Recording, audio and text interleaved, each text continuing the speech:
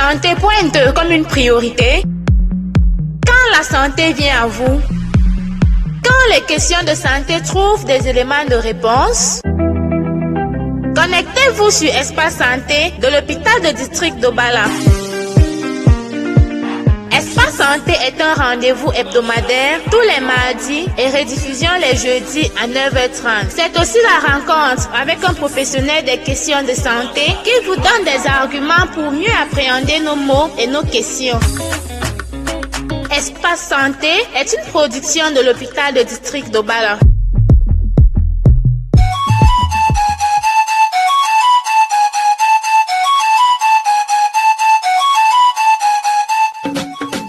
Voilà, auditeur de la 97.0 FM, bonjour et bienvenue dans le cadre de Espace Santé qui est votre émission et vous donne les éléments pertinents de prévention et surtout de savoir exactement quoi faire lorsque vous êtes devant une situation de crise sanitaire.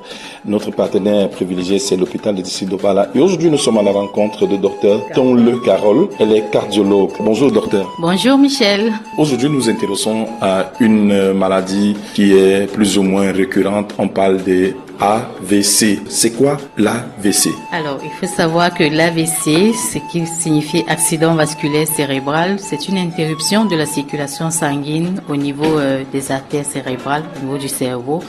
Ça peut survenir soit par un thrombus qui va boucher un vaisseau ou une rupture du vaisseau au niveau du cerveau. Qu'est-ce qui peut causer un AVC?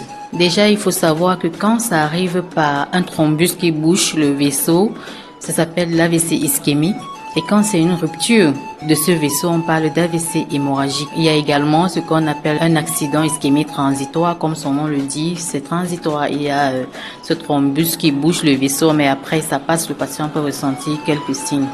Alors, parmi les causes, nous allons citer ce qu'on appelle l'athérosclérose, qui est une plaque d'athérome ou bien un caillot de cholestérol, de mauvais cholestérol qui va aller boucher au niveau du cerveau.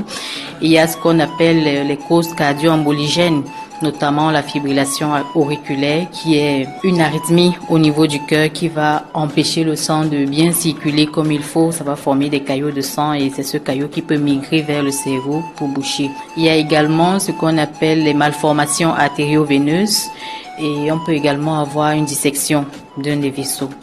Comment on fait pour en arriver là? Qu'est-ce qui peut faire à ce que nous arrivons à ce type d'accident? Alors, il faut savoir qu'il y a ce qu'on appelle les facteurs de risque cardiovasculaire. Donc, si ces facteurs ne sont pas bien contrôlés, ça peut conduire à cet accident vasculaire cérébral. Ces facteurs de risque sont notamment l'âge, la sédentarité, l'hérédité, la ménopause, qui sont des facteurs sur lesquels on ne peut pas trop jouer. Et il y a également ce qu'on appelle des facteurs modifiables qu'on peut moduler pour éviter ça.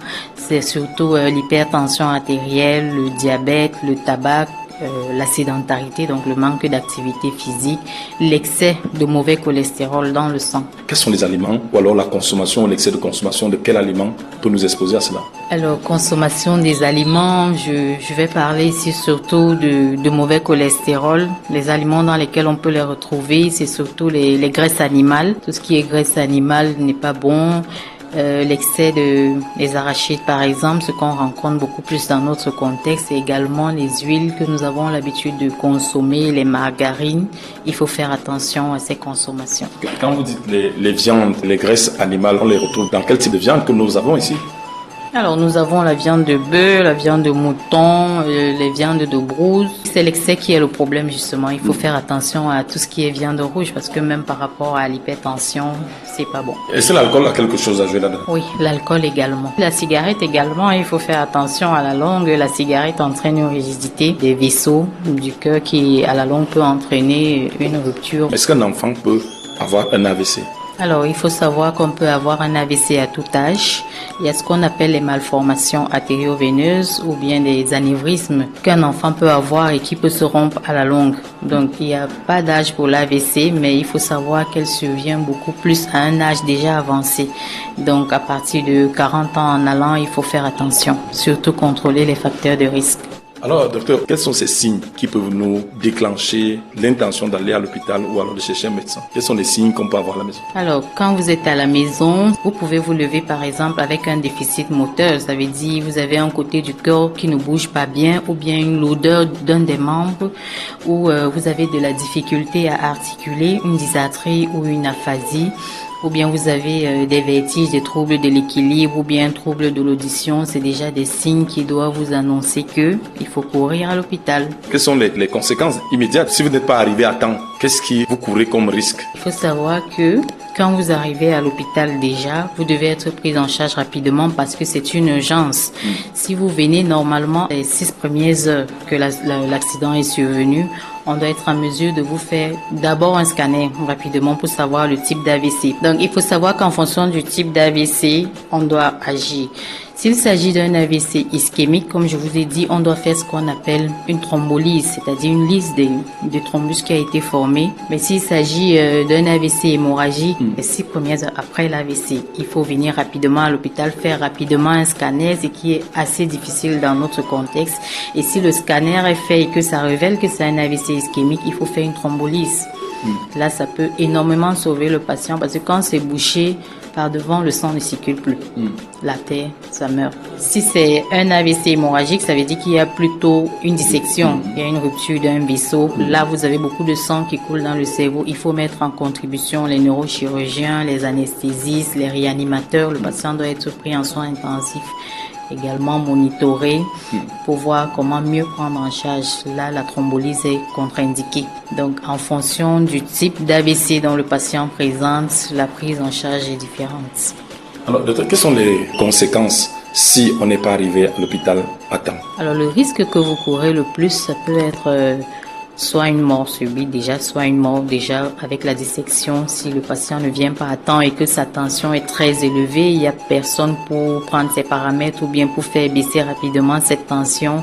Également, les séquelles. Vous pouvez avoir un AVC débutant dont vous sentez juste une lourdeur du membre. Le fait que vous traînez, l'AVC peut progresser et entraîner une hémiplégie complexe en fonction de l'hémisphère qui a été touché au niveau du cerveau. Souvent, on voit quelqu'un qui a une main qui traîne et un pied, on dit « Ah, il a eu l'AVC ». C'est toujours ça ou pas? Oui, c'est toujours ça. En fait, comme je vous disais, ça dépend de la région du cerveau qui a été touchée. Il faut savoir que le cerveau est divisé en 2 hémisphères, mais il y a plusieurs lobes.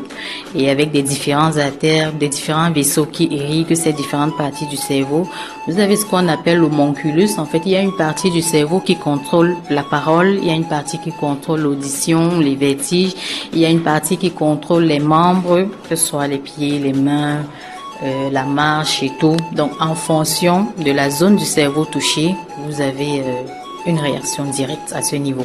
On a déjà suivi quelqu'un qui dit il a déjà eu l'AVC 2 fois. Est-il possible d'avoir plus d'une fois l'AVC? Oui, c'est possible d'avoir l'AVC plusieurs fois. Il y a ce qu'on appelle des récidives en fait. Donc, chez ce patient qui a eu premièrement l'AVC, si jamais il ne contrôle pas bien ces différents facteurs de risque, c'est-à-dire si on a trouvé une dyslipidémie, on l'a mis sous traitement et qu'il décide d'arrêter de son propre gré, il est à risque de refaire un AVC.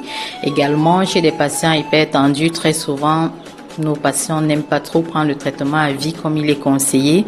On va prendre le traitement et puis se dit, bon, comme la tension s'est normalisée, j'arrête d'abord un peu sans savoir qu'on court un risque de faire un autre AVC. Donc vraiment, comme j'ai dit, ça repose sur le contrôle de ces différents facteurs. Est-ce qu'on guérit de l'AVC? Guérit, je ne dirais pas parce que je reviens encore, comme je vous ai dit, ça dépend de l'artère cérébrale qui a été touchée. Il y a des zones de cerveau où le patient peut avoir une hémiplégie ou bien une paresthésie et avec la kinésithérapie, tout revient dans l'ordre, mais il y a chez d'autres patients, non, irréversible. Il est obligé de vivre avec et là, il faut appeler en contribution son entourage pour pouvoir l'accepter et l'aider à vivre avec ça comme ça. On dit toujours que la Sainte Trinité, AVC, diabète, tension, est-ce que c'est toujours lié qu'un diabétique court le risque d'avoir l'hypertension ou vice-versa? Non, c'est pas toujours lié. Comme je dis, l'AVC n'est pas seulement lié à l'hypertension, le diabète. Je vous ai parlé de l'athérosclérose. Vous pouvez avoir quelqu'un qui a un taux de mauvais cholestérol élevé dans le sang, mais qui n'est pas hypertendu ni diabétique. Il court le risque d'avoir un AVC. Tout comme vous avez ces patients qui ne sont pas bien contrôlés, qui sont uniquement diabétiques par exemple mais qui ne sont pas bien contrôlés, ils courent ce risque également d'avoir un AVC. C'est pas obligé qu'on ait toutes les 3 pathologies associées pour être mal à l'aise ou bien avoir un accident. Est-ce que vous pouvez nous donner de façon peut-être approfondie ou détaillée les bonnes attitudes, les bonnes manières pour des personnes qui peuvent déjà être à risque? Alors, chez des personnes à risque d'AVC, il est conseillé de surveiller de façon régulière sa pression artérielle, ses paramètres, je dirais, parce que même le diabète également devrait être surveillé, faire une glycémie de façon régulière. Il doit faire une activité physique régulière, c'est-à-dire environ 30 minutes de marche chaque jour, ou du moins faire un bon exercice physique, là, 30 minutes, au moins 3 fois par semaine. Également, il faut limiter la consommation d'alcool. Il est conseillé juste un verre d'alcool par jour, mais dans notre jargon, chacun a sa compréhension du verre d'alcool. Il faut arrêter le tabac, là vraiment c'est impératif, il faut arrêter le tabac, il faut limiter tout ce qui est mauvais cholestérol, on en a cité tout à l'heure. C'est vrai qu'on a des gros soucis, on dit dès que vous entrez dans ça, l'alimentation devient bizarre. Le sel est-il un problème? On parle d'un certain nombre d'aliments, la sauce d'arachide. Quels sont ces aliments-là? Alors le sel c'est un gros problème parce que déjà chez nous en Afrique noire, nous sommes des grands consommateurs de sel et surtout de cubes. C'est le cube qu'il faut d'abord bannir de notre alimentation, ensuite réduire sa quantité de sel. Parce qu'il y a des repas, tant qu'on ne sent pas que c'est hyper salé, non, ça ne passe pas. Il faut éviter tout ce qui est arôme, trop salé, trop cube, non, il faut éviter. Alors, docteur, nous voulons sortir de cet entretien. Quel est le conseil que vous donnez à chacun d'entre nous aujourd'hui pour éviter les risques d'accident cardiovasculaire? On ne cesserait jamais de le dire, on vous le dit encore, cessez la consommation du cube. Diminuez votre consommation de sel. Il faut bouger, éviter de rester trop longtemps sur place. Au moins 30 minutes d'activité physique par jour, c'est très important. Consommer beaucoup plus les légumes et les fruits. Et il faut s'hydrater, il faut boire beaucoup d'eau. Ok, voilà, nous sommes en train de ressortir de notre entretien. Est-ce qu'il y a un pan de la question que nous n'avons pas évoquée, que vous souhaitez évoquer avant de le fermer? Vraiment, au moindre signe, dirigez-vous vers votre médecin. Au cas contraire, venez à l'hôpital. L'hôpital du district est ouvert 24/24. Venez, adressez-vous à l'accueil, aux urgences et vous aurez une prise en charge adéquate. Je voulais vous poser la question, est-ce que c'est facile de rencontrer le cardiologue? Bien sûr. Une fois que vous passez à l'accueil et qu'on prend vos paramètres, on fait le tri, on vous demande ce pourquoi vous êtes là. Si on se rend compte que c'est une question de cardiologie, on va vous orienter chez le cardiologue. Là, vraiment, il n'y a pas de souci. Le cardiologue est disponible à tout moment. Merci beaucoup, docteur Tonle Carole, cardiologue à l'hôpital du district d'Obala, pour ces réponses bien précises et bien approfondies. L'objectif est d'outiller nos auditeurs de la 97.0 FM à mieux se préparer, à mieux s'armer contre ce tueur silencieux qu'est l'AVC. Vous dites bien qu'il y a une nuance entre un accident cardiovasculaire et un AVC. Un accident vasculaire cérébral et une crise cardiaque. Mais la différence, c'est que l'accident vasculaire cérébral, c'est au niveau du cerveau et la crise cardiaque, c'est principalement au niveau du cœur. Dans les deux cas, on a quand même ce thrombus qui est là pour boucher les vaisseaux. Sauf qu'au niveau du cœur, ce sont des vaisseaux très importants, les coronaires, que quand ça se bouche, très souvent, si le patient n'est pas pris en charge immédiatement, il y a mort subite. L'objectif, c'est ça, c'est-à-dire permettre à nos auditeurs d'être suffisamment outillés et se préparer pour éviter ou alors repousser au plus loin ces maladies qui sont devenues aujourd'hui plus opportunes que jamais. Alors merci à vous à la maison de rester connecté 97.0 FM. Merci docteur de vous être prêté au jeu de questions et réponses. On espère vous avoir prochainement. Au revoir docteur. Merci à vous. Prenez soin de vous, surtout la santé elle est très importante. Au revoir à tous. Espace Santé de cette semaine se referme. On se retrouve la semaine prochaine pour un autre numéro. Au revoir.